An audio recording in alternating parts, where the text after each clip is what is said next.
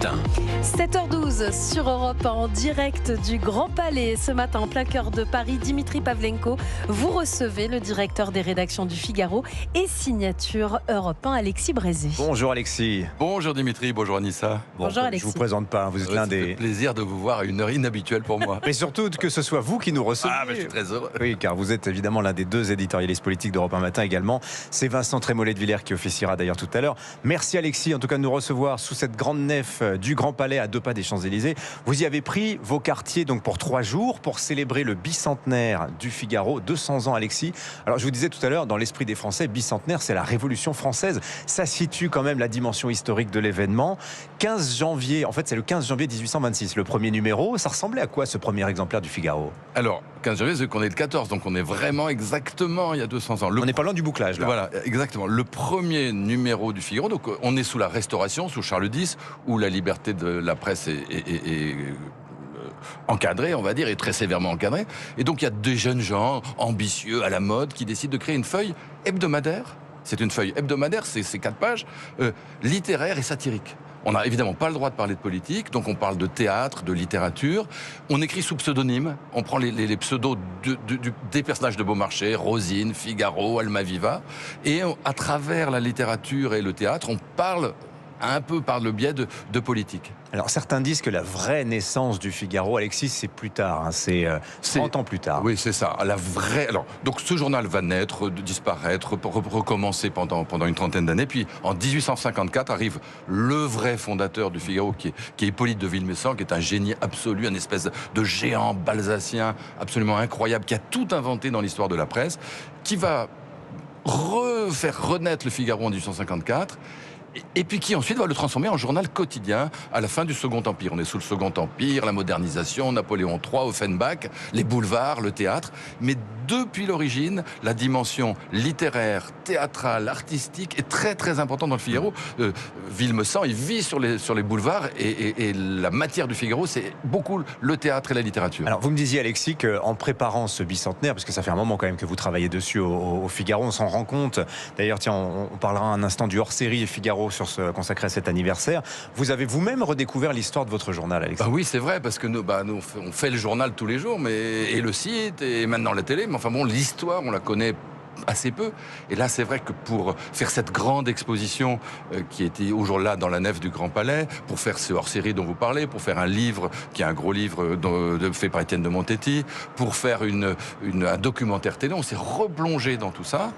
Et on découvre des trucs incroyables, parce qu'il y a des personnages absolument inouïs dans la vie du Figaro. Et parlez-nous de ce patron du Figaro qui se fait assassiner. Ah bah oui, le malheureux, dans son bureau. Le malheureux Calmette, ce qui était mon lointain prédécesseur, qui est un type tout à fait sympathique, qui se bagarrait contre l'impôt, et donc il se bagarrait contre un ministre qui s'appelait Caillot. Et se bagarrant contre l'impôt, vous voyez, c'est pas d'hier que le Figaro est contre la frénésie fiscale.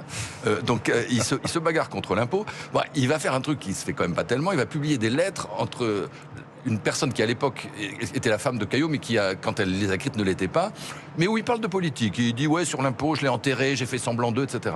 Il publie ses lettres. Et donc, cette dame, qui depuis est devenue la femme du ministre Caillot, va prendre un coup de sang, va arriver au Figaro avec un revolver caché dans son manchon qu'elle a acheté chez un armurier en bas, après s'être entraînée dans le stand de tir. Ah oui, c'est madame l'épouse du ministre.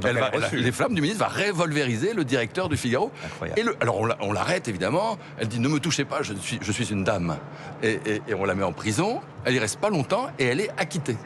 Est-ce qu'il y a un esprit Figaro, Alexis, le fil conducteur de ces 200 ans d'histoire? Parce que évidemment, vous parlez de la frénésie fiscale, mais... refaire. Alors, le fil conducteur, parce que c'est vrai qu'on pourrait se dire qu'entre ce premier journal fait par Alois Arago et le journal aujourd'hui, qui est le journal de Arago à Dassault, on pourrait dire que ça n'a plus rien à voir, la plateforme numérique avec des télés, du web et tout ça.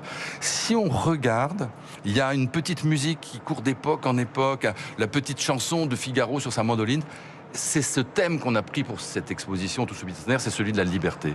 Le Figaro, au grand moment de son histoire et de l'histoire de France, sous Charles X, on l'a dit, au moment de l'affaire Dreyfus, au moment de la Deuxième Guerre mondiale, puisque le Figaro choisit de se saborder, au moment où le marxisme triomphe en France, le Figaro est du côté de la liberté. Au fond, le fil rouge de toute cette histoire du Figaro, c'est la liberté. Alexis Brézet, j'ai vu les chiffres, j'étais stupéfait d'apprendre que le site et l'appli du Figaro, c'est 20 fois le trafic du journal papier, qui est quand même un quotidien costaud, parce que vous tirez à 300 000 exemplaires par jour, ce qui vous place parmi les journaux les plus importants de France, mais 20 fois. Est-ce que ça vous a traversé l'idée d'arrêter le papier à un moment ? Non, pas du tout. Aucun grand titre de presse d'information générale au monde n'a arrêté le papier. Le papier garde une fonction, le papier garde une attraction, parce que il y a des gens qui sont heureux de lire et de tourner les pages du Figaro Magazine, du Madame Figaro. J'en fais partie. Des hors-séries dont vous parliez. Donc le papier, c'est quelque chose de très important. Ça a une fonction symbolique, ça a une fonction d'influence. Pour la publicité, ça a évidemment une valeur, le papier. Donc il n'est pas du tout question d'arrêter le papier. Et je vous le disais, aucun grand journal au monde n'a arrêté le papier. Très vite, Alexis. Autour de nous, il y a cette magnifique exposition qui va ouvrir ses portes tout à l'heure à 9h. Alors c'est gratuit, c'est sur inscription, mais c'est gratuit. 200 ans de liberté, 300 documents qu'on va pouvoir voir, des conférences. Ça va être très animé pendant 3 jours. Alors on attend plus de 50 000 visiteurs sur 3 jours.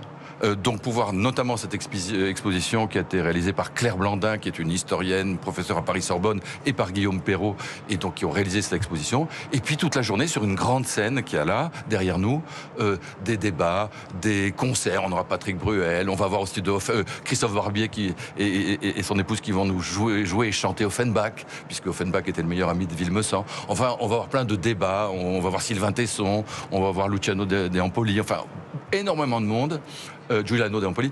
On va avoir énormément de monde pendant 3 jours. Donc il faut venir. On peut encore s'inscrire pour venir ici au Grand Palais. Mais il ne faut pas traîner.